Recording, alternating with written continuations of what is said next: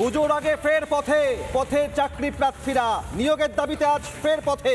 অবিলম্বে প্রাথমিকে 50,000 শূন্য পদে নিয়োগের দাবিতে পথে 2023-এর টেট উত্তীর্ণরা।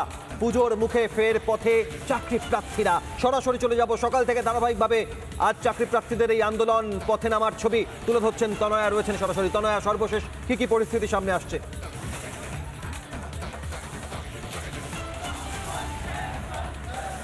দেখো, এখনো পর্যন্ত তারা বিকাশ ভবনে গিয়ে পৌঁছননি। বিকাশ ভবনে যাওয়ার রাস্তাতেই রয়েছেন। আমি একটু ছবিটা দেখাবো কিভাবে কার্যত স্নান করে গিয়েছেন তারা লাগাতার বৃষ্টিতে, এইরকম প্রতিকূল পরিবেশ, আর তারই মধ্যে কিন্তু তারা যাচ্ছেন নিজেদের হকের দাবিতে চাকরি আদায় করতে। তারা যাচ্ছেন, স্পষ্টত বলছেন আজ তারা যে করেই হোক না কেন চাকরি এবং নিয়োগপত্র আদায় করে তারপরেই ফিরবেন, না হলে বৃহত্তর আন্দোলনে হুঁশিয়ারি দিচ্ছেন তারা।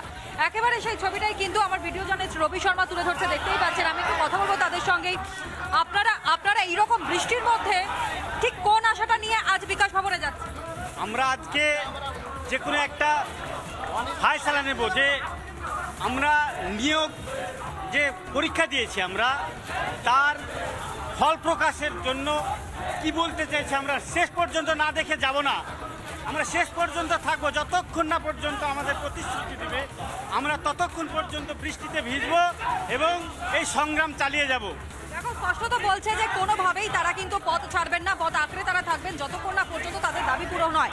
এখানে আরো অনেকে রয়েছে, আমি একটু কথা বলবো। পুরো বৃষ্টিতে ভিজে গিয়েছেন দেখতে পাচ্ছি।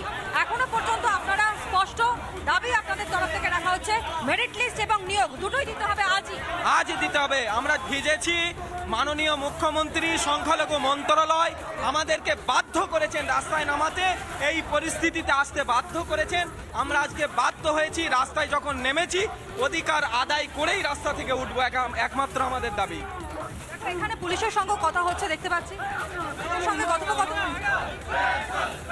রাজ্যে মাদ্রাসা সার্ভিস কমিশন সম্পূর্ণ একটা ঠুটো জগন্নাথে পরিণত হয়েছে। গোটা রাজ্যে মাদ্রাসায় শিক্ষক নিয়োগ হচ্ছে না, মাদ্রাসায় শিক্ষা দেওয়ার মতো ন্যূনতম পরিকাঠামো নেই, ফলে মাদ্রাসায় প্রধান শিক্ষককে ঘন্টা পর্যন্ত দিতে হয়। এই হচ্ছে রাজ্যের। কি কারণের জন্য, কি উদ্দেশ্য হতে পারে যে শিক্ষক নিয়োগ সম্ভব হচ্ছে না? কোনো অশুভ ইঙ্গিত আছে, হয়তো পয়সা খরচ করতে চাইছে না, বা রাজ্য সরকার হয়তো মাদ্রাসাগুলোকে কন্টিনিউ করতে চাইছে না। সেই জন্য রাজ্যের 650 মাদ্রাসায় একটা চূড়ান্ত বেহাল অবস্থা তৈরি হয়েছে শিক্ষকের অভাবে।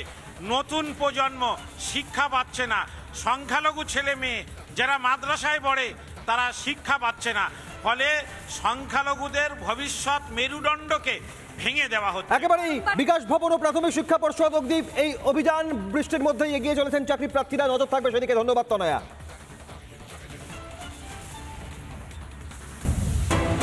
নানা ধরনের কন্টেন্ট দেখার জন্য লাইক করুন, শেয়ার করুন আমাদের ফেসবুক পেজ, সাবস্ক্রাইব করুন আমাদের ইউটিউব চ্যানেল। পাশাপাশি অন্যান্য ব্রেকিং নিউজের জন্য অবশ্যই চোখ রাখুন রিপাবলিক বাংলায়।